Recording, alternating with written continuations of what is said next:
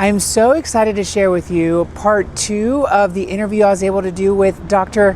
Terren Trott. Now, before in part 1, we talked about some kind of overall stuff in our respective specialties, and there's overlap because he's also an emergency medicine doc like myself. But in this part 2, what we're going to talk about is specific things with regards to ultrasound in critical care and in emergency medicine. We are going to talk about chest tubes, some ways that you can integrate ultrasound into the placement of chest tubes, as well as central lines, and what are our thoughts about them, including what is our favorite location, like where do we like going? Femoral, jugular, maybe a subclavian, maybe that's our favorite, who knows? You'll have to watch the episode to find out. And here it is, the episode, part 2 of our interview with Terren Trott. All right, so that was advice for ICU docs as far as what procedure is great. And you said it was the 16 gauge peripheral line, which I'm gonna get into this. I don't even know where the 16 gauges are in my ER, so I'm gonna look into this as a closeted critical care doctor. What about ER residents or ER providers in general? What advice do you have for them? What ultrasound thing do you wish that they would do more of? So I feel confident on this one. All right. In critical care, we do. I think I do more chest tubes. Okay. In the ICU than I do in the ER. Okay. For different reasons. Okay. All sorts of different reasons. One of the things I learned in fellowship that I am infatuated with now are anterior 14 French chest tubes. I love that. Thoracostomy tubes. Yeah. So one, we can talk about emergency medicine and all the indications for small bore chest tubes, which basically is all your indications now. I mean, the data for trauma on small bore is really good. Right. Granted, am I putting an anterior chest tube in for a hemothorax? No. Of course. Not. Yeah. Maybe it doesn't make that much of a difference. Maybe not. Yeah. But when you have maybe a scant hemo-pneumo or scant hemo with a pneumo, I think your anterior is an excellent option. Now, wait, are you talking about like a pigtail? Because we have a thing called a thoravent, which is like a little box. I'm going to walk you through that one. I've seen those, yeah. Okay, so you mean like an anterior like pigtail or an anterior like 14 just French, catheter? Wayne Cook. Interesting. I really like those. Okay. And of course, I use them for, mid-axillary lateral, sometimes posterior for different reasons. But your anterior one has the highest patient satisfaction scores repeatedly. That makes so much sense. And it's such a great place to put a nice looking dressing. You get a nice surface. Let's be honest, it's all about the dressing in the end. Right. It's got to look good. It's got to look good. It's got to be comfortable. You only grade it on one thing. Right. It's how neat your dressing is. Yeah. So I like doing the 14 French anterior. And the reason I say ultrasound is because when you're doing these 14 French and a Seldinger technique, you're doing guide wire, dilator, you have to be sure you're in the pneumothorax. Of course. Yes. You don't want to be in the heart, especially if you're on the left side. You don't want to accidentally poke the pleura, the parenchyma of the lung. You don't want to find out that your guide wire was just swirling around the parenchyma and now you've got a 14 French. It comes out of their mouth. It goes into a bronchus. Exactly. Yeah. Would not be good. That would not be good. Start coughing. Yeah. So I teach the fellows and I think a lot of my peers are on board with this as well. You can identify the limits of your pneumothorax by your lung point, and then you can be very sure and deliberate about getting into that pneumothorax because it's going to be there because you've confirmed with ultrasound. Making sure that your needle tip's just deep enough, and then thread that guide wire in and get a nice anterior. Oh, so you're doing it live? Is that what you're talking about? Like you're actually watching yourself, or are you measuring the depth? I'm just using the ultrasound to make sure I'm in the pneumothorax. Okay, and then are you measuring the depth? Because I remember there's some EMS studies, most of them are in Europe, where they did anterior things, and a lot of them don't go deep enough, right? And especially here, the needle decompressions, right? Yes, that's what I'm thinking about. So absolutely. So if I have someone that's anything other than cachectic, I get a sense on ultrasound, how deep is my needle going to be before I should be about pleura. Okay. Right, and I think it's really important when you have someone with a lot of soft tissue, a lot of musculature, and you're like, I feel like I'm going really deep, and I should have been there by now, or did I go straight through and now I'm in parenchyma? Right. Or sometimes, like, depending on like what happens, I've seen it before where you actually are sliding along the ribs. You haven't quite poked into the pleura, and you're like deep, but you actually start here, but you actually catheters all the way down here. Take the perpendicular angle. Right, exactly. Yeah, so I get a good sense. If I'm measuring it every single time, probably not, but it's something that I am looking at consciously just to get a gauge. How deep is my needle going to be before I expect to get some air back? And anytime I don't get air back, I'm aborting the procedure. Of course. Yeah, just doing something else. Maybe I got to do an open tube because it wasn't safe to get in there. Well, it's not a one size fits all, right? I mean, like, there's some people, like most people, this might work, but you might have to go like lateral on other people, right? Yeah. And sometimes that's where between the body habitus, the shape of the chest wall, the pneumothorax might kind of lateralize a little bit or be a little bit different, anterior or superior. Yeah. And I think you can identify that with ultrasound. I mention this because I don't think it's as common to do 14 French anterior chest tubes in emergency medicine. I think you're right. But it could be. But why not? So there's a couple of things I'm like thinking off the top of my head that would be an advantage. And one of them is that, correct me if I'm wrong, but the rib spaces are wider anterior than lateral and posterior, right? Are they a little bit less, or do I have that backwards? I don't know. I think it's a little bit wider, like a tad bit wider. And the blood vessels, if I remember correctly, they're less likely, especially in the more mature population, they're less likely to have blood vessels in between, like where it might actually poke through the intercostal artery. Yeah. It's less likely to have the blood vessel in between anterior than lateral. So lateral and posterior run a higher risk of accidentally poking an intercostal artery, whereas anterior, less risk. Well, it was after your video on thoracentesis and searching for the intercostal artery that I started making that my practice. I feel like I've been fortunate to have never caused any significant bleeding, same. But it's almost like one of these inevitable events, and you're just hoping that person's not on Plavix or something. Right. And it does add a little bit of security, I think. Yeah. Sometimes I feel like it's actually a little hard, though. I put that color on, I look for it, and I get a lot of static. I get a lot of activity. Usually when I see it, I can actually see a blood vessel. Like I see a circular thing. Yeah. And there's been a couple of times where I'll like avoid a spot or I'll come more anterior with it. But yeah, that's interesting. We actually like at where I work, we have like these like boxes basically. Like I don't get any money from any of these places, but the brand we have is Thoravent. There's other ones. But it's basically a box. It's a one-way valve, and we discharge them home with it if they're under certain criteria. They have to like, and I think there was a recent pretty big study on this actually, where if it either doesn't worsen or it gets better over the course of, I feel like it was 2 to 4 hours, then they're safe to go. I remember that. That's a really cool study. Yeah, but it was like a big N, right? It was like hundreds of people. Yeah, it was surprisingly large for safe discharge of simple pneumothorax. But they had a pneumothorax clinic that they followed up in. Where was this? Pneumothoraces are an epidemic. Like, where is that? I don't know. I'm going to avoid that place. I'm pretty sure. I remember that study though, and I was like, that's really cool. Yeah. And I've seen people with those, but we don't routinely use them. Maybe we should.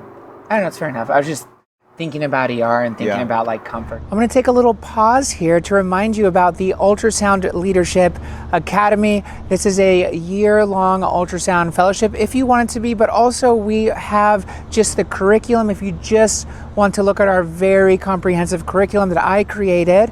If you want to just have some video mentoring, we can give you that. And I also do image review where I look at your images and kind of help you kind of get through them to improve your views.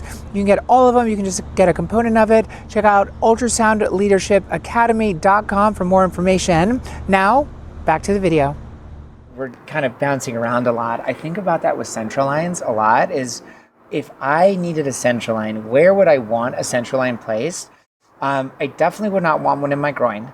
I don't think that I'd want one like right here, like taped to my cheek right here, like super. So I think that I would like a subclavian. Like I think that if I had to choose, a right-sided subclavian would be my preferred. I mean, I wouldn't want it. Yeah. I have veins in my arms. But I think if I had to have one, I think I'd get like a right subclavian. What is your thoughts on that? Number one, and number two, what is your favorite line to place? Like if you have like free range, you have all 6. Which one would you go for? So it's 2 questions. Yeah. So we worked on this with the medical directors in terms of making a hierarchy for our institution, and subclavians are at the top. That's when you have the right provider and the right patient. So I look every single time, and for me, it's just a risk benefit. And there's no ego involved. I feel like if this is going to be at all risky, I don't need to complicate my patient's care. But if I have a nice plump subclavian, that's what I'm going for. The other body habitus is super important with that. Yes. Once you have even 3 centimeters of soft tissue here, by the time you angle your needle, like you basically can't safely access it. You're right. The introducer needles aren't long enough. The introducer needle's not long enough. Right. And so you're doing a lot of depression on the skin, and I don't want to. That's fair. I just don't want to hurt anyone. But that's why we have 6 sites, because we have options, right? That's right. Yeah. So you would choose subclavian. Yeah. That would be your favorite. Yeah, absolutely. Okay. And again, for the dressings. I know. Wouldn't it be so much nicer? Because you imagine, like, anytime you even like move your head, it would hurt. Every time I put a central line dressing on someone with a bunch of stubble, I'm just like, sorry, dude. This is the worst dressing I've ever done. I know, and it's got to look nice. If it's got the Terren Trott stamp of approval on there, maybe you don't actually like. I usually write my name, but then I would be just like Jalen Avila did this central line. She's not here anymore because of this dressing. Like, this is why we got rid of her. Amazing. Okay, so basically right subclavian, right? I mean, that's my favorite. I always thought that the left subclavian, like, in my brain, the left subclavian should be easier to get into, but it doesn't actually bear out that way when you look at the literature. Like, it's just on that right side. How often are you having to like get redirections? Like if you do the right subclavian versus the right IJ, because the right IJ straight shot, right? Yeah. It's very uncommon for me to like go somewhere else, but it's right subclavian. Sometimes we go up, sometimes we go across. I know, and it's like, obviously you can't leave it, like the one that traverses from right to left, like you can't leave it. Yeah. Even though there's literature showing it really doesn't matter. But I imagine it would like, can it irritate the vein? That's what I always think about. I'm sure. Yeah. Yeah. But at the same time, like, we can put norepinephrine through a peripheral. That's true.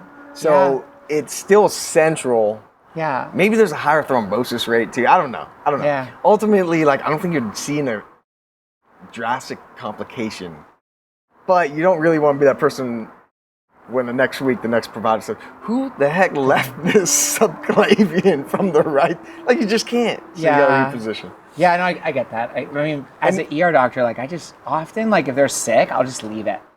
I'm just like, you know what, we can push, like, we're gonna get them through right now. We can get them through right now, almost like a peripheral pressors kind of situation. Yeah, absolutely.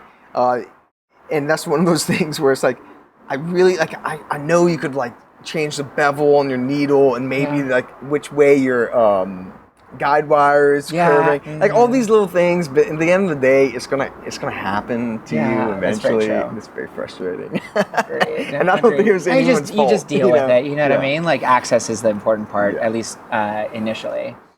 We've talked mostly about procedures, because I think, I mean, I remember you as a resident, like, you were into those procedures and you were really good at them, right? And I really like procedures. But what about diagnostic? So what do you think is the most common / most important ultrasound diagnostic exam in EM and in critical care? Easy. Okay. Cardiac output. For ICU? For both. If cardiac output's not that hard, you just got to get that apical 5 chamber. Just get that apical 5 chamber. Just get the apical 5 chamber. I just think it's very important. And when it comes down to shock, the common denominator, the reductionistic view is going to be stroke volume. What is the stroke volume doing? And I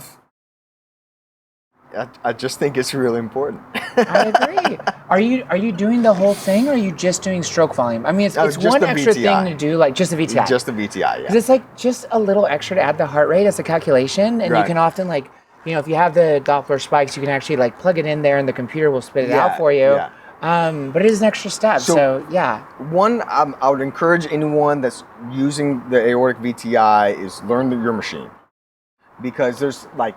Now our machines are much better at facilitating. If say you do want to calculate a cardiac output, it will help you do all this, because no one has time to do trigonometry bedside, right, or whatever it is. I don't know what it is. Yeah, square something. Yeah. The whole like the geometry of the cylinder of blood that moves per the heart. Heartbeat. Which, y'all know the principle, why we do it, and all that. But no, you learn your machine, have it help you. Yeah. But any step that you can eliminate, like measuring the diameter of the aorta, is going to reduce that margin of error.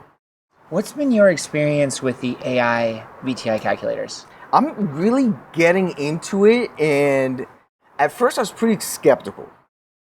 As was I, honestly. Like when I first saw the stuff, and this was 7-8 years ago, right? Yeah. I was like, I don't know. I don't know. So now I'm spending a lot more time with it, and analyzing how well it's tracing the VTI. Is that where I would do it? And actually, sometimes it's a lot better. Wow, and then one of the things I really like about like the smart VTI functions is that usually it's tracing 7, 8, 9, 10 VTIs. So you're getting an average.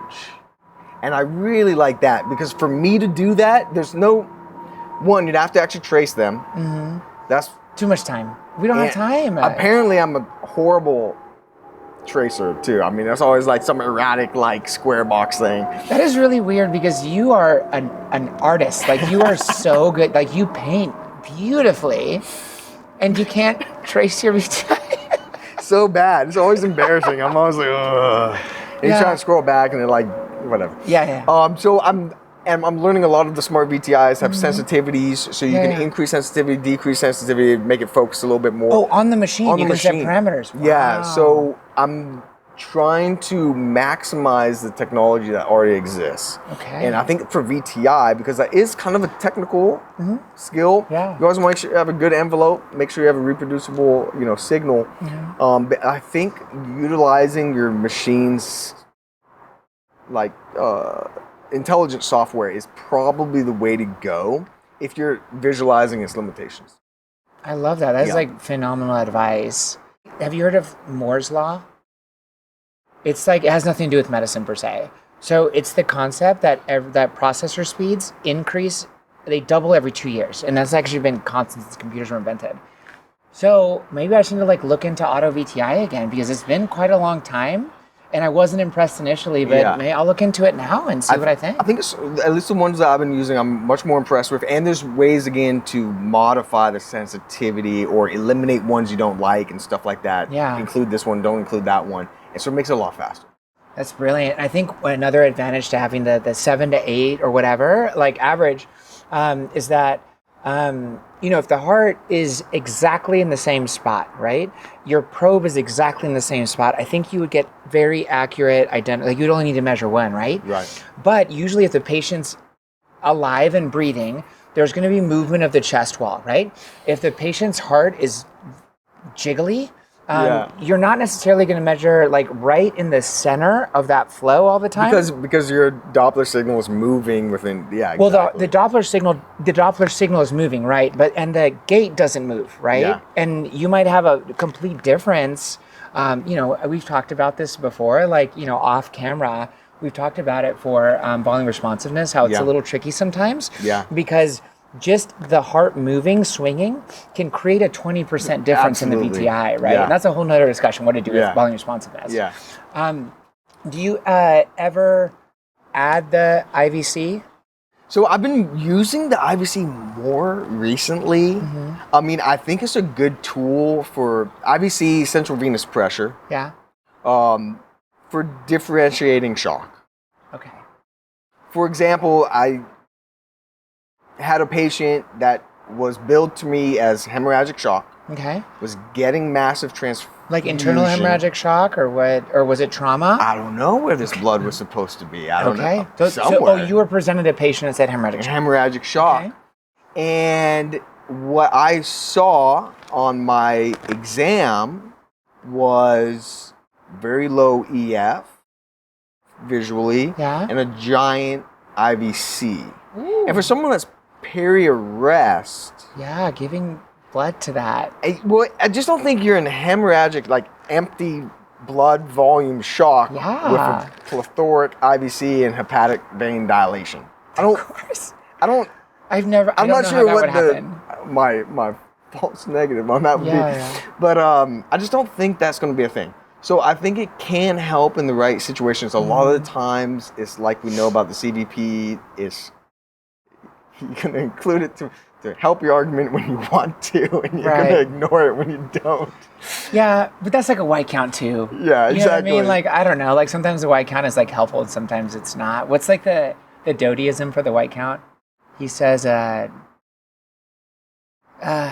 like it's something like it's for the intellectually destitute or something like that. I don't believe that, but I kind of like feel that like you use it to like push you one way or the other, I guess. The reason I ask is I've been using the IVC a lot. Like admittedly, I don't do a whole lot of actual VTIs, but I do look at global function and then I'll look at the IVC.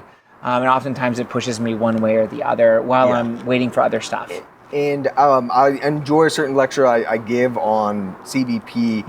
And if you're being cognizant of all the different things that can affect it, RV failure, valvular dysfunction, thoracic pressures, venous elasticity, if you're being cognizant of all these different things, then maybe you can work it into your Bayesian analysis of what's going on with this patient. I love that. There's obviously a lot of room for interpretation. Course. Just like it's what medicine is, right? It's the art of medicine. Do you have any? I mean, I've learned so much from this session. Do you have any other like final thoughts? Any other like kind of tidbits that you want to share? Let me think about that. We covered a lot. I have one last question for you. Right. What resource do you have for me to stop forgetting how to use a vent? It's just we have such good RT where I'm at, and they're like, "Do you want this?" I'm like, "Yeah, that's great." I just like I get this anxiety. What would happen if I didn't have RT? I'm so thankful for them. But is there I remember there being like an MCRIT like episode like 10 years ago. Does that still hold up? Do you have a different recommendation? I might be crazy, but there's a very readable book, and it's called The Ventilator Book.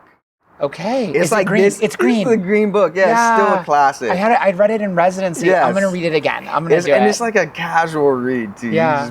There's an advanced ventilator book too. Yeah. I think that's a great place. Okay, thank you. Just remember like the principles involved. Thank you. I just don't get to sit down and have conversations with ICU doctors very often, so I appreciate that. Well, thank you for flying from Lexington, Kentucky down to San Diego, California so that we could have a podcast. I appreciate that. Thank you so I much. hope it was worth it financially for you. I have actually a lot of other ultrasound related questions that are a little more nuanced that I would love to talk to you about at a different time if that Let's do it. Would work. We can do it via the Zoom, so you don't have to. I would love for you to fly out every single time, but we don't have to. Or maybe we will. Or maybe we will. So much more to talk about with Dr. Trott, and I can't wait for the next time that we sit down and talk. Probably going to be virtually because there's quite a bit of a distance between San Diego and Lexington, Kentucky, but we'll make it work through technology. Subclavian lines, really, they're my favorite. I love doing them, but remember, you have 6 places that you can try central lines, and there are also variations within them as well, where you can go a little more distal maybe to get the access that you need. With chest tubes, we love looking for the appropriate place using ultrasound. Now, I didn't really mention it per se, but we don't really use it dynamically, meaning that we don't really see often. I don't use the ultrasound to visualize the needle going into where it needs to go into, but rather I'm using the ultrasound to identify what is the safest location to do it in. If you want to know more about central lines, if you want to know more about chest tubes and how to place them using ultrasound, check out coreultrasound.com. And actually, that reminds me, on courses.coreultrasound.com, we just released a more comprehensive central line course that goes through everything. It even goes through how to properly put sterile prep and everything. So check that out on the courses.coreultrasound.com website. Check out ultrasoundleadershipacademy.com and hope to hear from you soon.